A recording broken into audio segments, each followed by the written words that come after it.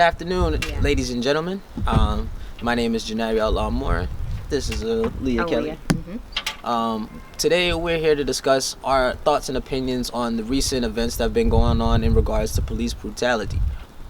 Seeing how disgusting these situations have been, we do have to keep in mind that some of these events that are happening, they had other elements that kind of contributed to these end results of people's lives being taken unjustly. Dante Wright.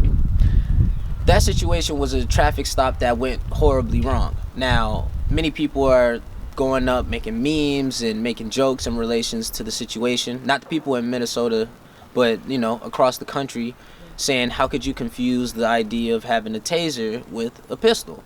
It's one of the things that we believe our police officers that we hold dearly to be able to be trained to know the difference from. Just like knowing the difference between having a hostile environment or individual and having someone who's at least stable enough to have a meaningful conversation to de-escalate the situation. Trying to determine what happened, we don't have that evidence. Now, there's no body cam tape to really show what was going on. It's basically hearsay. So it's up to our interpretation of what's going on.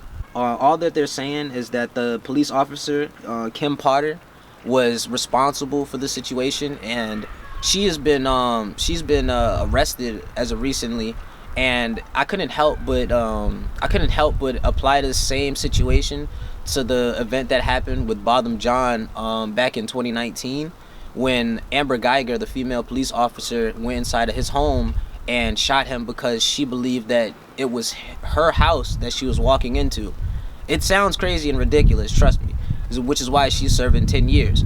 But in this case, it's just wild to me that people are being at this point, like, I don't know if she was at a situation where she was being armed with the amount of work that she had to do. I know a lot of people aren't trying to show up and because of COVID related issues and everything like that, and some people just don't feel like working 18-hour shifts on the job. That's very stressful. Like, even people in the healthcare field want to take days where they just want to pull their hair out, because working extra shifts when people are taking time out, it makes people irritable, which is explainable. How the fuck ever, excuse my language, when you're in the situation where it's a life or death situation, you can't really just drop the ball on that and then make up an excuse like, oh, I forgot to use my taser, as opposed to using a pistol. I mean, you could tell the difference in the weight. You can tell the trigger even. Like a taser is pretty much all like plastic, but you can feel the metal of a standard pistol from the police. So that story just didn't make sense. And one of the things that I don't like about this situation also is the fact that we always put Black Lives Matter in response to police officers shooting unarmed black individuals, which I understand is part of the goal to try and spread awareness, but I don't like that these create some type of a monetary value that we have, seeing that, oh yeah, you can get a lawsuit from your family to get $24 million at the expense of your child or your husband or wife being killed, or like a father or a mother being taken away. And we have to do more to keep ourselves protected and protect the values of individuals of this country.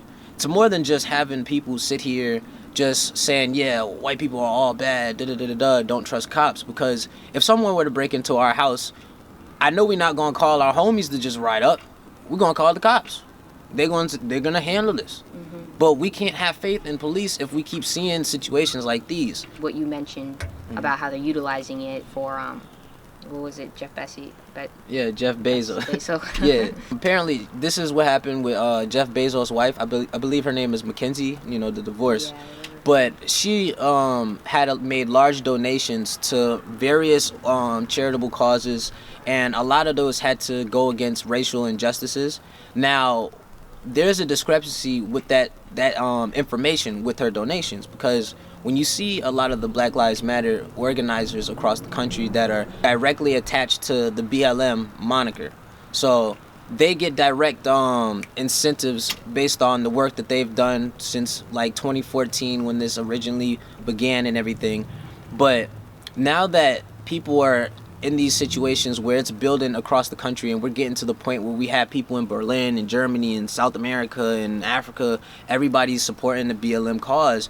It's to the point where people are looking, where's all these financial aids that we've been having or been donating to us to kind of help boost our progress. Like the people who want to put in the real fights, like similar to Georgia, who are getting called out for giving people waters because it's hot over there, and they're trying to have people at least stay hydrated when they're voting.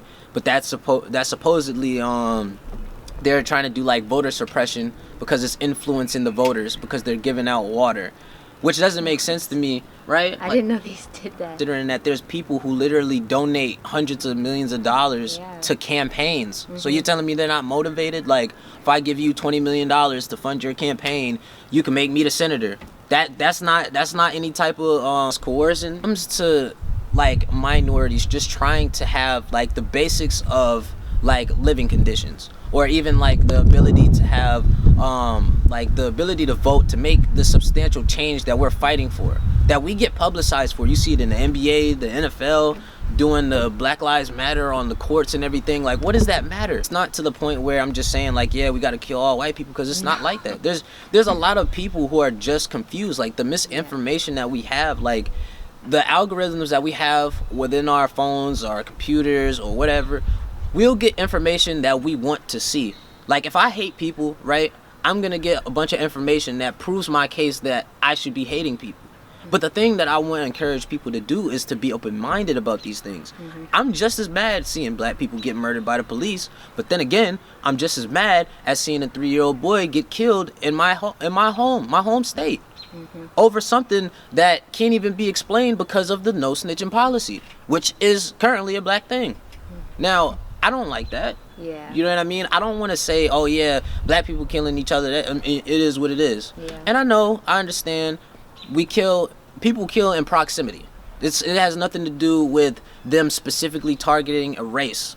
I mean, unless you're in a situation where you literally do that thing and like a serial killer, but we're not those people. None of this is supposed to be like a funny situation, because losing life is bad anywhere.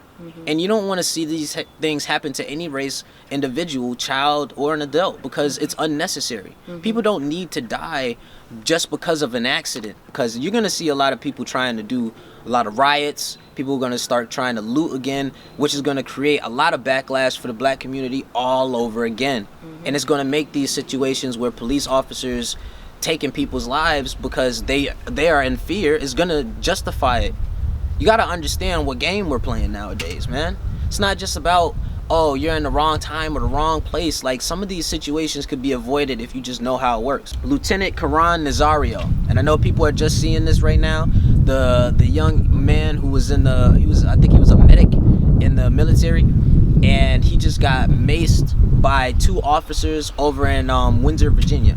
I thought it was my hometown when I first heard it. I was like, Windsor, what? But yeah, Windsor, Virginia.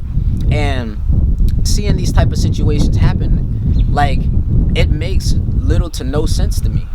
You know, like, how do we get to this point where we're just seeing individuals like doing the best they can to abide by the law, to make sure that they're doing absolutely no wrong, to create any type of hostility, or to the point where you should feel uncomfortable trying to talk to an individual that you believe is in the wrong? You know, especially being someone in a uniform, you'd think that they'd uphold the greatest respect, considering that people were getting ready to crucify Colin Kaepernick for disrespecting the soldiers. It doesn't make sense. You know, you're clearly proving your colors when you're saying these things. And you got to take a look in the mirror. I know you weren't raised hating on other individuals, okay? Because I know white people hate white people just as much as they hate black people. You know what I mean? Competition bodes that. You could have a favorite team, their favorite quarterback is a white quarterback, and you'd hate him just because he's against your team. It doesn't have to be all about race, man.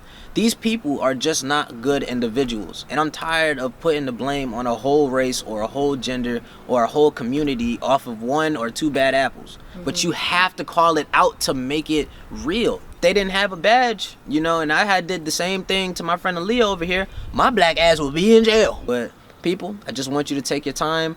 I want you to think outside the box, be open-minded about what's going on, and ask questions. always ask questions, even when you feel like you have all the answers, because there's always something that you don't know.